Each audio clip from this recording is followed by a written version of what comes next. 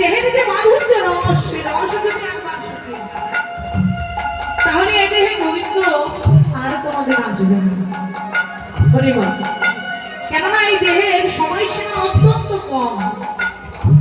জন্ম নিলাম, শৈশবকালে জন্ম হয়েছে, ধীরে ধীরে বড় হলাম, যৌবন প্রাপ্ত হবার সাথে সাথে আমাদের জীবনে মোহ কামনায় জর্জরিত হয়ে যায়। ছয়টি পশু আমাদের দেহটাকে দখল করে নেয়, কাম, ক্রোধ, লোভ, মোহ, মদ, মাৎসর্য। আর ছয়টি পশু যখন আমাদেরকে আক্রমণ করে, তখন কিন্তু আমরা দিকে দিকে জ্ঞান শূন্য হই। তখন আমাদের ভালো মন্দ জ্ঞান থাকে না, আমরা ধীরে ধীরে আমাদের এই দেহটাকে বিনষ্ট করে দিই।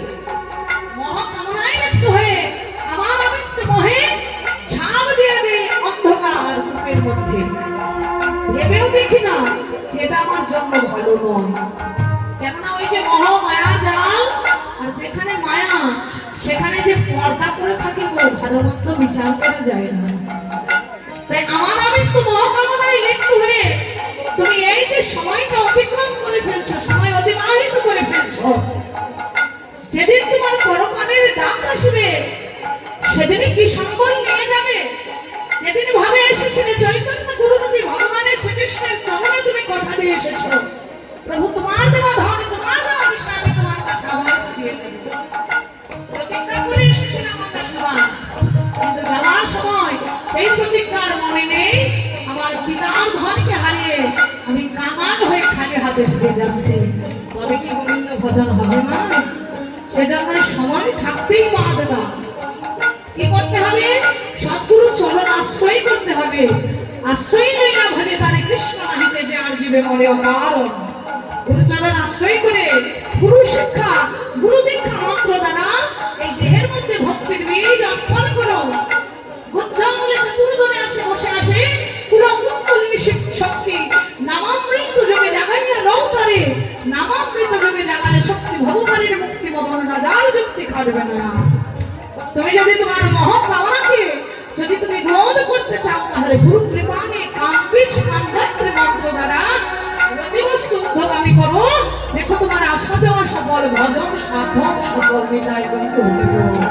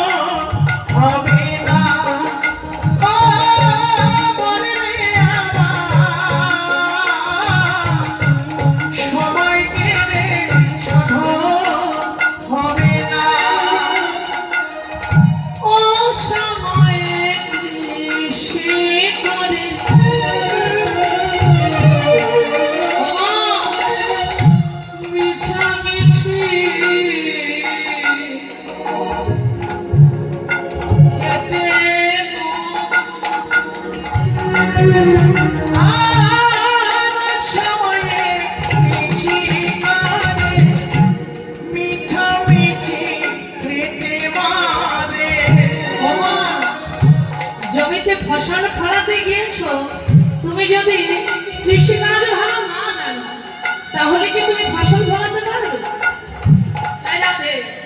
আচ্ছা বাবারা বলুন, কেউ যদি সারা জীবন সরকারি চাকরিতে বাইরে থাকে, সে কি কৃষিকাজ বুঝবে? হঠাৎ করে রিটায়ার্ডের পর গ্রামে এসেছে, মাঠে গেছে ফসল চাষ করবে বলে, তাহলে গোলমাল হয়ে যাবে না? সে যদি ফসল চাষ করতে চায়, তাকে একজন ভালো চাষের সন্ধান দিতে হবে। চাষি ভাই তাকে ভালো করে বুঝিয়ে দেবে কখন বীজ দিতে হবে, কখন সার দিতে হবে, কখন সেচ দিতে হবে। তাহলে চাষি ভাই যদি ভালো করে বুঝিয়ে দেয়, তাহলে সে ভালো করে চাষ করতে পারবে। তেমনি এই দেহটা হলো ক্ষেত্র। এই দেহটা কি? এটা হলো ক্ষেত্র, জমি। আর গুরুদেব হচ্ছে মহান চাষি।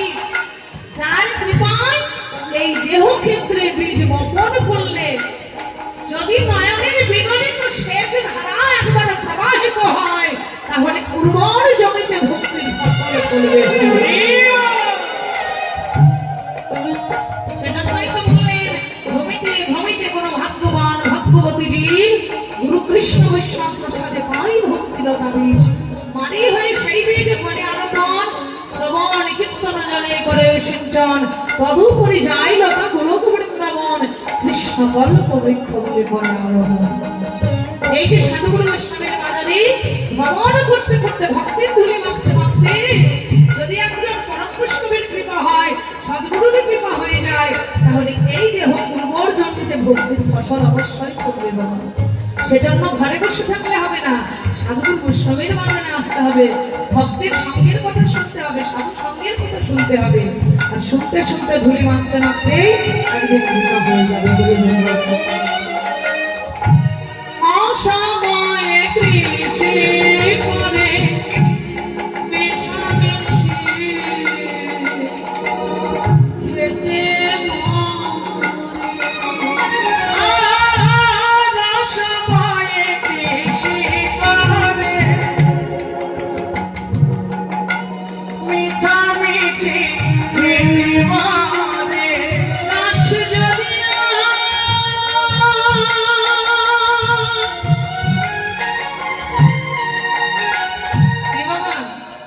গাছ হলেও হতে পারে, ভালো বীজ পেলে সার পেলে জল পেলে মাটি পেলে গাছ হবে, কিন্তু প্রকৃত ফল কি ফলবে? বললেন ফল তো তখনই ফলবে যখন সময় হবে। গাছ যদি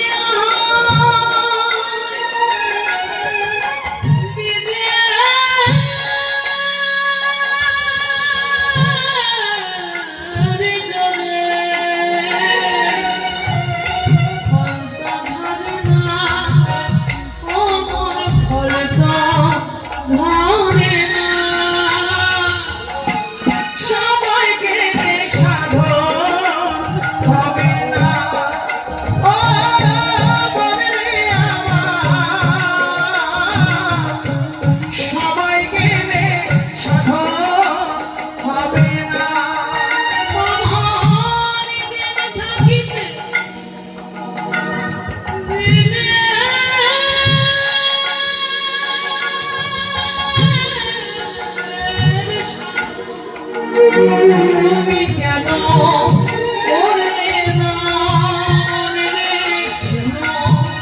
করলে না সময় গেলে হবে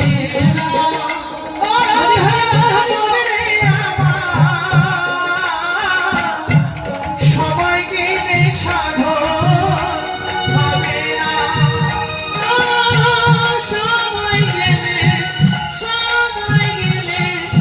সময় গেলে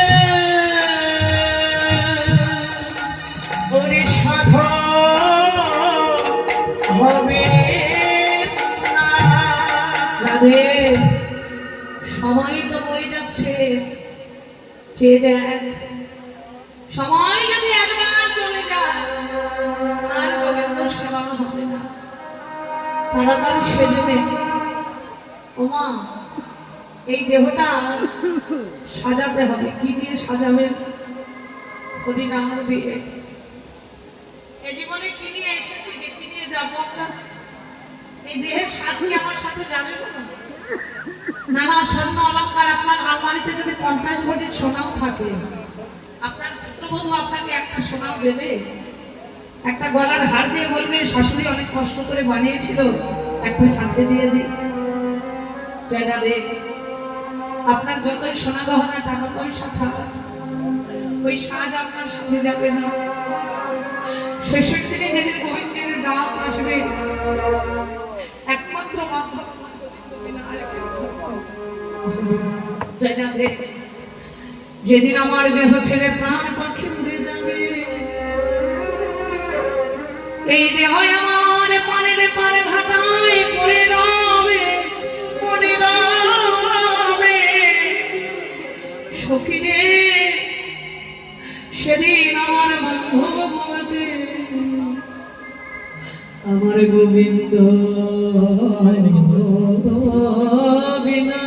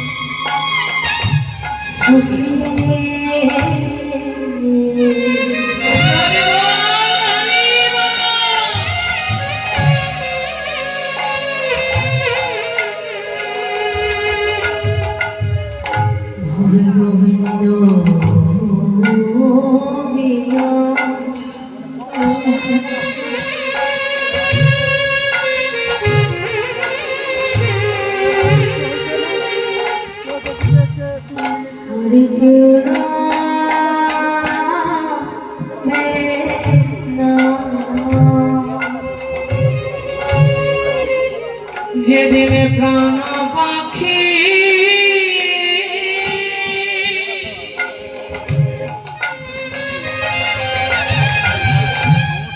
আমার প্রাণ পাখি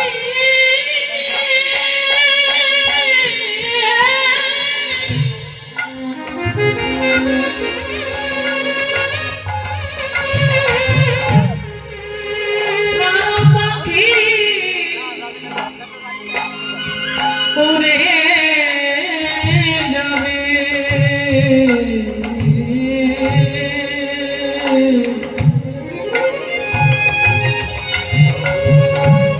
আমার গোবিন্দ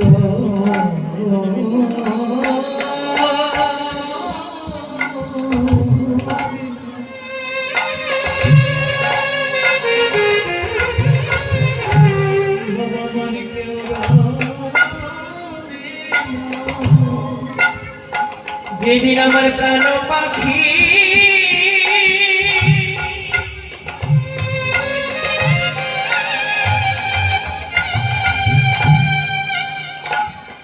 যেদিন আমার প্রাণ পাখি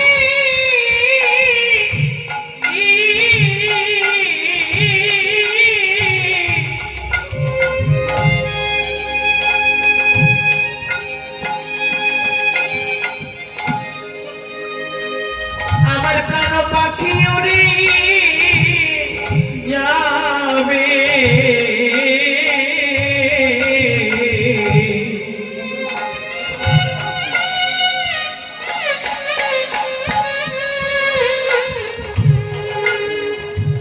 সেদিন আমার গোবিন্দ বিনা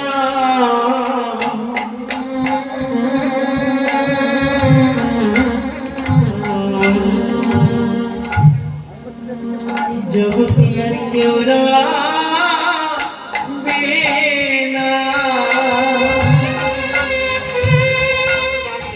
প্রাণ পাখি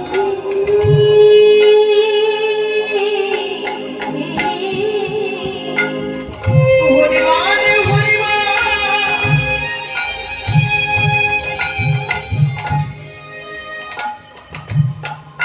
প্রাণ পাখি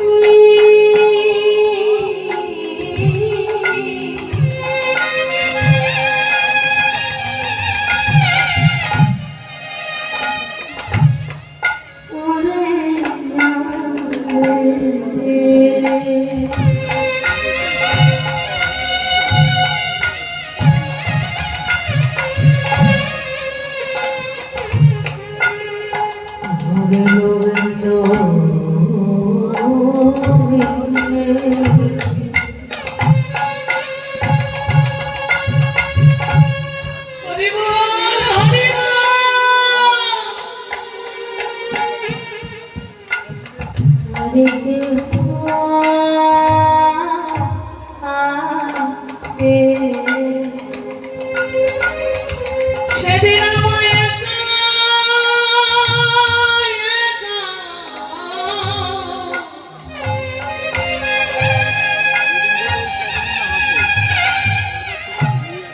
একা একা যেতে হবে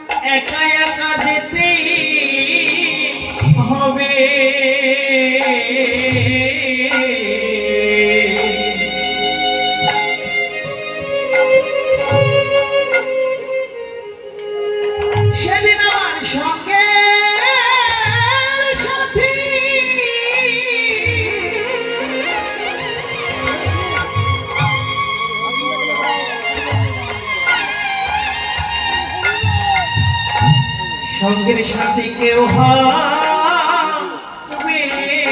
না। কিসের এত গৌরব গো মা? হরিমা অনেকের আছে যারা মানুষকে ঠকে, মানুষকে ভালো না বেসে, অন্যের মনে আঘাত দিয়ে, কষ্ট দিয়ে দামি দামি বাড়ি, দামি দামি গাড়ি তৈরি করেছে, অনেক অর্থ প্রতিপত্তির মালিক হয়েছে। করলো কাদের জন্য? বাবা, এই যে বাড়ি গাড়ি প্রতিপত্তি নিজের ভোগ করার কি সময় হয়? কেননা যারা অর্থের পেছনে ছুটে, তাদের অর্থের পেছনে ছুটতেই সময় চলে যায়, তাদের ভোগ করা হয় না। ভোগ করে কারা? যারা তাদের সন্তানগণ। আমাদের মানব জীবনটা কেমন জানেন? মৌমাছির চাকের মতো। মৌমাছি ফুলে ফুলে মধু সংগ্রহ করে সারা জীবন ধরে মধু সঞ্চয় করে চাকে। হরিমা আর সেই মৌমাছি কিন্তু ওই যে মধু, চাকের মধুটা সে কিন্তু খেতে পারে না, সে কিন্তু ভোগ করতে পারে না। ভোগ করে কারা? ভোগ করে যারা শিকারী, মধু যারা সংগ্রহ করে। যখন মধু সংগ্রহকারী ওই চাকে আগুন ধরিয়ে দেয়, ধোঁয়া লাগিয়ে দেয়, তখন কি হয়? কিছু কিছু মৌমাছি ছটফট ছটফট করতে করতে মারা যায়। আর কিছু কিছু মৌমাছি ধোঁয়া সহ্য করতে না পেরে তারা অনেক দূরে পালিয়ে যায়।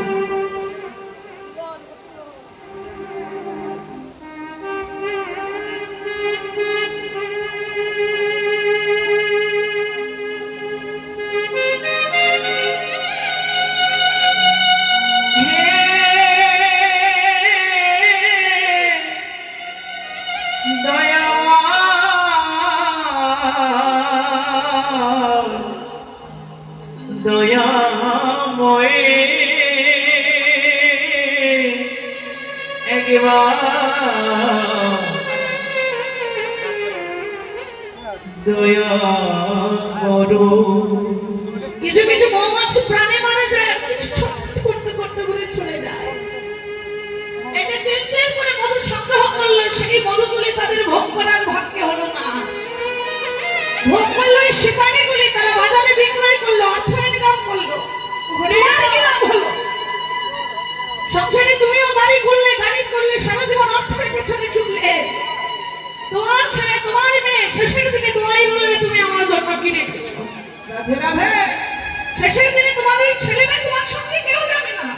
তোমার দেহে যখন বার্ধক্য নেমে আসবে, বছরে একবার তোমার ছেলে মেয়ে তোমায় দেখতে আসবে না। ভাবছো এই ছেলে মেয়ে তোমায় দেখবে? দেখবে না বাবা। তবু আগের যুগের কথা হলে হতো, এখনকার যুগে আর কোনো ছেলে মেয়ে বাবা মাকে দেখে না। হরিমা যদিও বা দেখে তো অর্থের বিনিময়। যতক্ষণ তোমার দেহে বল আছে, শক্তি আছে, ততক্ষণ ভালোবাসা আছে। পার্থিব জগতের এই ছোট্ট ভালোবাসাগুলি বিলীন হয়ে যাবে বলো। যখন তোমার দেহে বার্ধক্য এসে যাবে, সেজন্য সময় থাকতে পরনিন্দা, পরচর্চা ভুলে যাও। অন্যে কে কি করছে, অন্যে কে কোনটা মন্দ করলো, ভালো করলো, সেটা দেখার তোমার প্রয়োজন নেই। তুমি করো। ভাবছো বসে চলবে কি? সে তুমি ভাববার কি? ভাববার যে ভাবছেন তিনি, তুমি ভাবতে থাকে। আমাদের ভাবনার মূল উদ্দেশ্য অনাদিরাদি গোবিন্দের চরণ। অন্যকে দেখার সময় তো আমাদের নেই। আমরা শুধু গোবিন্দের চরণে ভাবনা করবো, কৃষ্ণ চরণ চিন্তা করবো। আমরা অর্থের পেছনে কেন ছুটবো? আমার সংসারের চিন্তা, আমার চিন্তা প্রভু নিজেই করছেন। আজকে আমি রাত্রিতে কোথায় যাবো আর সকাল হলে আমার জীবনে কি হবে, সেটা প্রভুই বলে দিতে পারে না, আমি নয়। আজকে এখানে দাঁড়িয়ে কীর্তন করছে, আগামীকাল আমার জীবনের সূর্যটা নাও উঠতে পারে। শ্মশানে যাওয়ার যদি সময় হয়ে যায়, ওই ভাই পুত্র কন্যা সেও কেউ তোমার সঙ্গে যাবে না। যাবে একমাত্র মধুর হরি নাম, একমাত্র কৃষ্ণ নাম।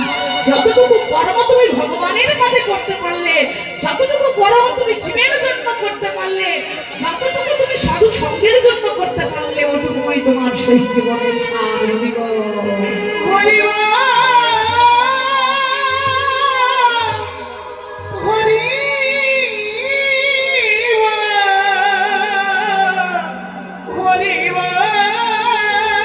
সোনার পালঙ্কে যাবে না, বাঁশের খাটিয়ায় যেতে হবে। ভাবুক কি বলছে হাতির দাঁতে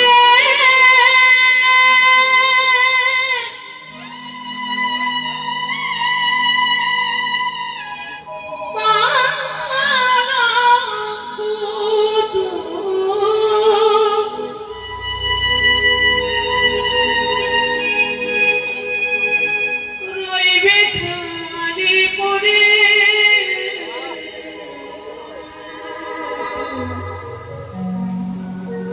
যাবি যেদিন শ্মশান ঘাটে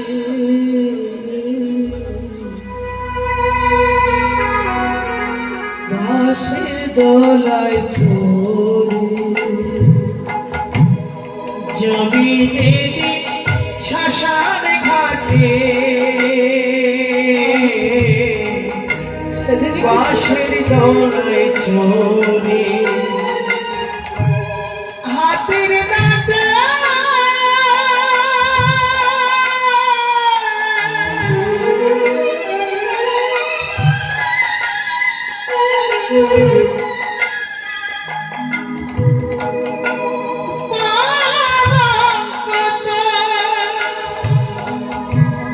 রইবে খালি পরে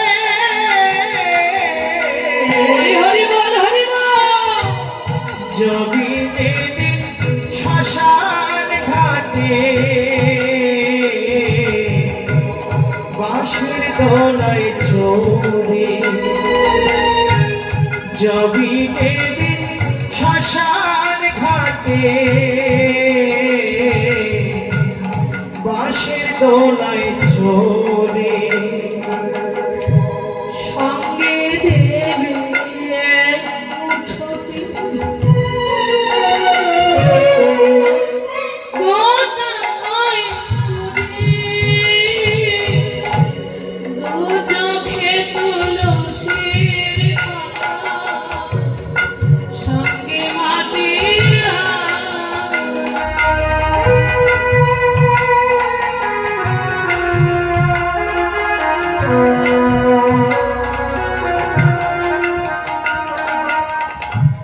সঙ্গে দিবে এক মুঠোতি গোটা কয়ে করি তুই চোখে তুলসী পাতা সঙ্গে মাটির হাড়ি পরনেরে তুমি নেবে সেদিন কেড়ে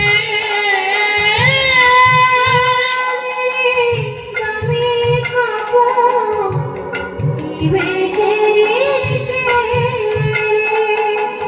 আর পরনের তুমি কাপড় নিবে সেদিন কেড়ে জমি যেদিন শ্মশান ঘাটে বাঁশের দোলায় চড়ে জমি যেদিন শ্মশান ঘাটে বাঁশের দোলায় চড়ে যে ছেলে প্রথম দুঃখে বেঁচেছিল পিতা শ্মশান ঘাটে সেই ছেলে তো জানবে রে তোর চিন্তা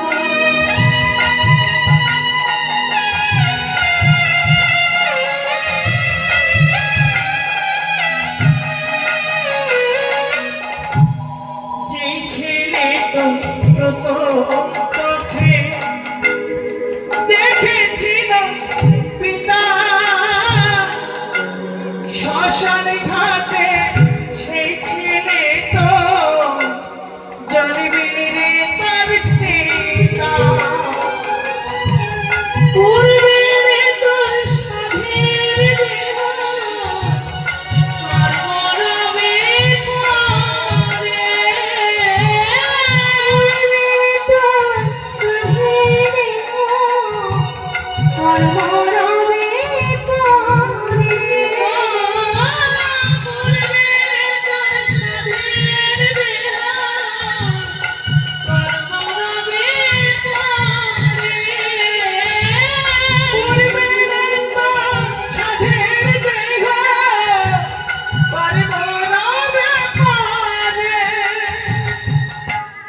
যদি যেদিন শ্মশান ঘাটে বাঁশের দোলায় চলে যদি যেদিন শ্মশান ঘাটে বাঁশের দোলায় চলে পরকে আপন ভেবে রে তো বাঁধলি সুখের ঘর। দয়াল রে তোর পরম আর তোর সবাই তোর।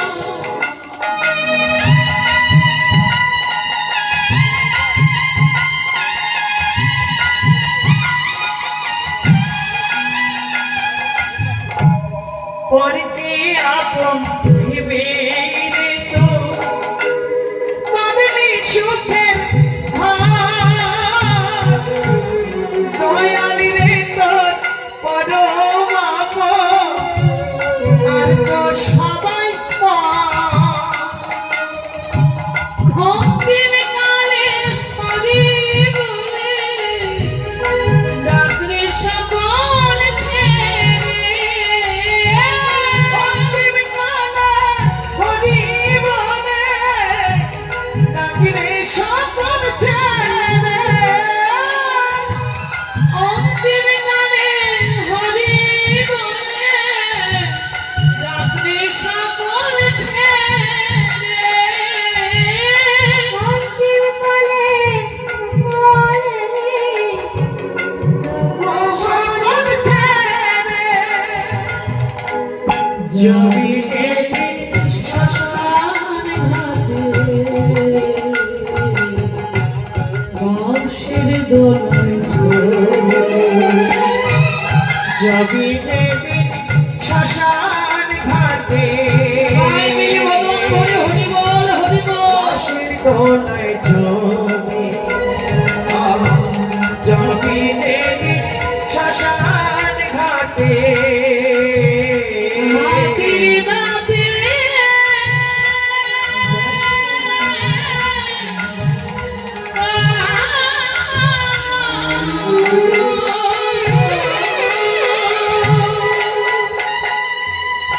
সখিরে যাবার কালে আর কিছু সঙ্গে নিতে পারবি না। সময় থাকতেই সেজে নে। প্রত্যেকটি জীবকে শিক্ষা দিয়ে গেল, জীব সময় থাকতে তুমি ভজনের ঘরে গিয়ে তোমার দেহটাকে সাজিয়ে নাও। সংকেত বাসি যদি বেজে যায় আর সাজা হবে না। তোমার শ্রমজলে যাবে ভাসি, মলিন হবে মুখ শশী। কাজর করিতে কৌরি মানা নীলয়ান প্রবর্ত শ্রেণী আটিয়া পরহ করি। খুশিয়া না করে সেই কানে কাচুলি পরিয়া হার ভেতরে রাখো তার। চিরিলে থাকোই যেন গলে। আরো এক ভয় আছে গুরুজন জাগে পাচ্ছেন কলরাম শুনিয়া তাহারে। দুতির চাতুরি কথা শুনে মানুষ বদনে বসন দিয়া হাসে। দিয়া প্রাসাদা দীপান দুতির রাত মান কৃষ্ণ কথা শ্রবণে কিছু না কিছু দক্ষিণা দিতে হয়। আমার পার্শ্বদা খাদের নিকট